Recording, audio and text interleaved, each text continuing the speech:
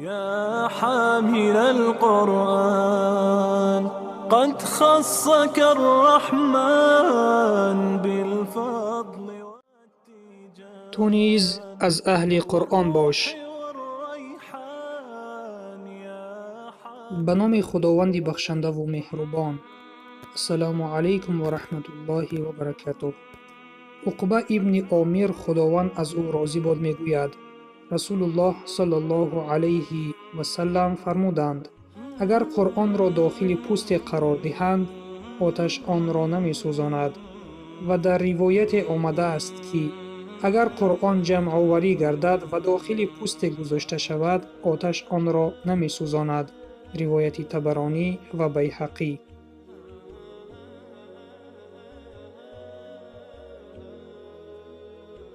بله برادر و خواهر عزیزم، ممکن که بعضی از شما فکر کردید که چه خیل قرآن نمی سوزد حال آنکه آن از کاغذ و رنگ عبارت است. برای این حدیث را فهمیدن ما باید شرح این حدیث را ببینیم. علامه حکیم ترمذی میگوید که قرآن کلام خداوند است نه جسم خدا. مادامی که بر روی پوست یا کاغذ نوشته کرده باشد با رنگ، اگر آتش او را سوزاند آتش پوست و کاغذ و رنگ را می سوزاند نه کلام خدا را. فایده سخنان امام حکیم ترمذی در آن است که اگر خانه آتش زده شود و قرآن در داخل آن باشد و بسوزد مردم شک نبرند که برای چی قرآن سوخت، حال آنه که در حدیث آمده است که قرآن نمی سوزد. بله، قرآن که کلام خداوند است نمی سوزد، فقط پوست و کاغذ و رنگ می سوزد. و این چنین در حیات یک چند سوختار خانه و مسجدها را دیدیم که همه چی سوخت ولکن قرآن نسوخت. این هم از معجزه های خداوند می باشد.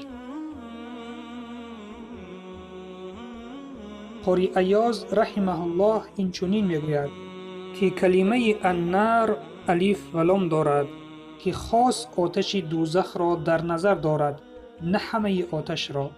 از این بر می آید که کسی که قرآن را حفظ می کند و بر آن عمل می کند آتش دوزخ او را نمی سوزاند، یعنی این شخصان از آتش دوزخ نجات یافته می شوند. امام طبی رحمه الله می گوید این مثالی که در این حدیث ذکر شده است برای مبالغه است. مادامی که قرآن در یک چیزی حقیر در پوست نوشته شده و در آتش پرتافته شده با برکت قرآن نسوزد، پس چی رسد به مؤمنی که اکرمترین خلق خداوند است که قرآن را در دلش جای کرده است و در معنای قرآن فکر کرده است و به آن عمل کرده است. البته چنین شخص به آتش دوزخ پرتافته نشود. بله برادر و خواهر عزیزم، یکی از فایده های حفظ کردن و عمل کردن قرآن این است که انسان را از آتش دوزخ نجات می دهد. با سبب حفظ کردن و عمل کردن بر آن انسان به آتش دوزخ پرتافته نمی شود. پس مادامی که حیات داریم این فرصت را از دست ندهیم و از جمله اهل قرآن بگردیم.